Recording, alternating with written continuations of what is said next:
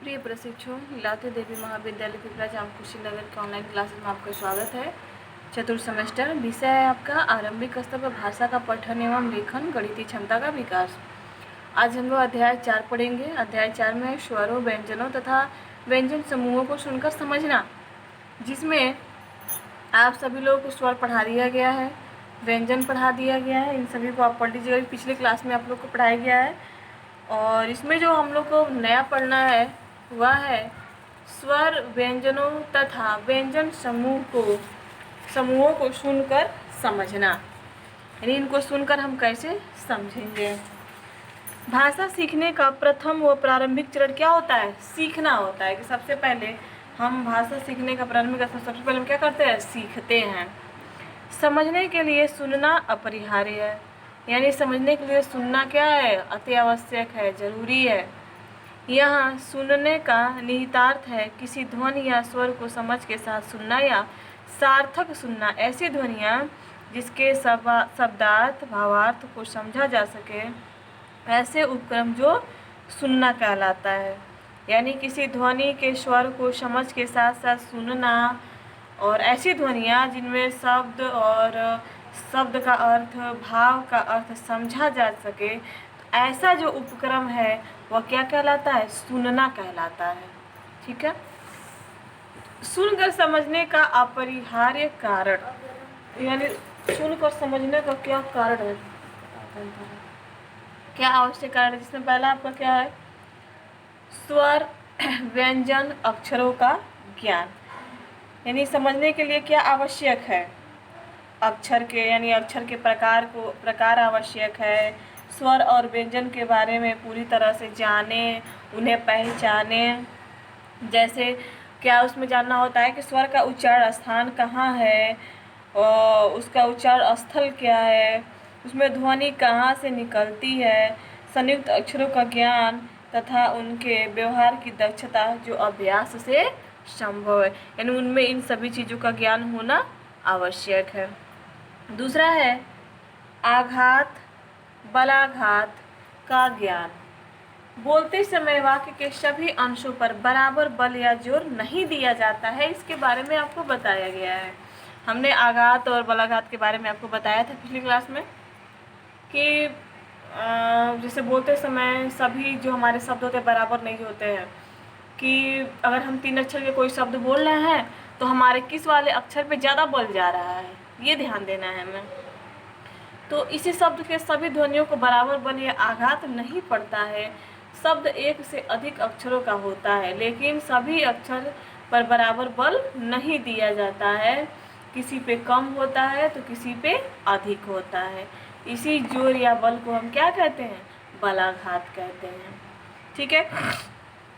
ध्यान दीजिए, आपके बलाघात में जो आ जाता है, अक्षर बलाघात आता है, शब्द बलाघात आता है और वाक्य बलाघात आता है। इसमें अक्षर में क्या कि हम किस अक्षर पे बल देंगे? 3 अक्षर का शब्द है, 4 अक्षर का शब्द है, तो किस पे बल देंगे? शब्द में, यानी शब्द के बलाघात में ये कहते हैं कि वाक्य जैसे समान लगभग सभी शब्दों का न्यूनाधिक बलाघात होता है। शब्द पर बलाघात से उस शब्द से विशेष अर्थ है जो संदर्भ व परिप्रेक्ष्य के अर्थ में निकलता है। शब्द में बलाघात संज्ञा, सर्वनाम, विशेषण, प्रधान आदि को भी देखा जाता है। ठीक है। तीसरा है आपका शब्दों के परिप्रेक्ष्य अर्थ का ज्ञान।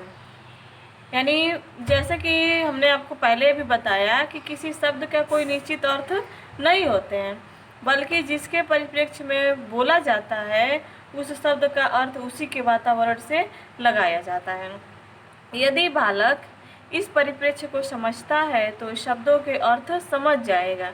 जैसे यदि कोई कहे कि यह व्यक्ति की आँख का पानी मर गया, यह पानी का अर्थ आंसू नहीं, मर का अर्थ निर्जीव से नहीं, बल्कि परिप्रेक्ष्य में पानी का अर्थ लाज से होता है और मर का अर्थ समाप्त होता है। यानी जैसे बोलते हैं ना आप, लोकोक्ति और कहावत के रूप में इस बात को बोलते हैं कि इसके आँख का पानी मर गया। तो इसमें आँख के पानी से और मरने से अर्थ नहीं, यानी हमारी लाज इसके अंदर से क्या है?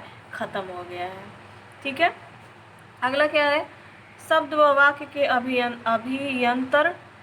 अभियंत्रण का ज्ञान, यानी भाषा में अभियंत्रण का कार्य व्याकरण के नियम व पद्धति से होता है, जिसमें शब्द के संधि, शब्दों के विच्छेद के नियम के ज्ञान से व्यंजन और व्यंजन के गुच्छों को सुनकर समझने की सहायता मिलती है। यदि बालक व्याकरण जानता है, शब्दों के जुड़ाव व बिखराव के नियम जानता है, तो वह उनको सुनकर समझ सकता है।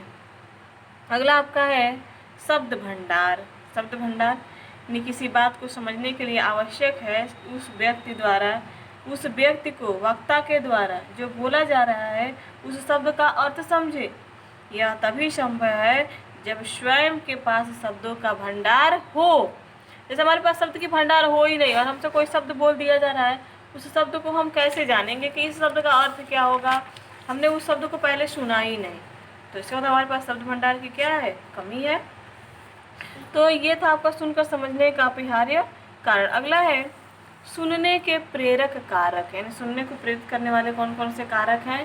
तो किसी को सुनने के लिए निम्नलिखित कारक प्रेरणादायक होते हैं। जैसे आपका होता है आसक्ता, रुचि, ध्यान, पूर्व ज्ञान, भौतिक स्थिति। आवश्यकता से क्या अर्थ है कि सुनने के लिए आवश्यक है कि सुनाई जा रही या सुनी जा रही विषय वस्तु का प्रसंग, उच्चारित शब्दावली का औचित्य क्या है, क्या सुनने वाले व्यक्ति की विषय वस्तु उपयोगी है, यदि है तो उसे वह बड़े चाव से सुनेगा। जैसे कक्षा में शिक्षक द्वारा दिया जा रहा लेक्चर छात्र इसलिए सुनता है क्योंकि उसके परीक्षा में उत्तर देने के लिए आवश्यक पड़ सकती है।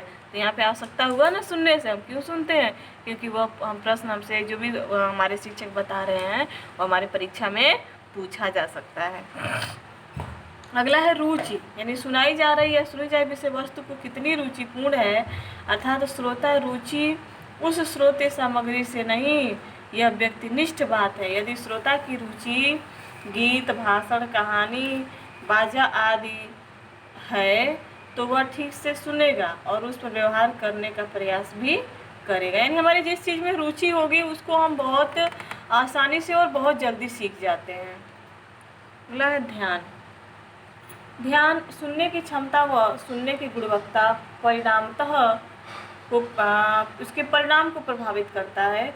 यदि श्रोता का ध्यान श्रोत्य सामग्री की तरह है तो वह सुनी हुई सामग्री को ग्रहण कर सकेगा, अन्यथा वह तत्काल भूल जाएगा। ध्यान स्मृति को प्रभावित करता है, इसीलिए श्रोता का ध्यान लगना आवश्यक है। ठीक है। अगला है पूर्व ज्ञान।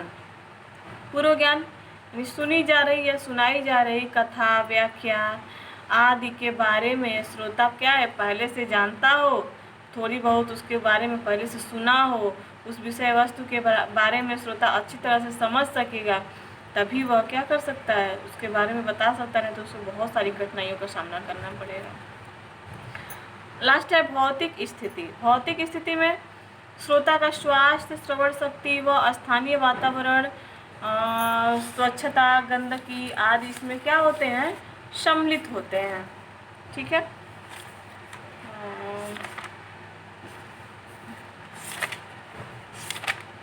बाकी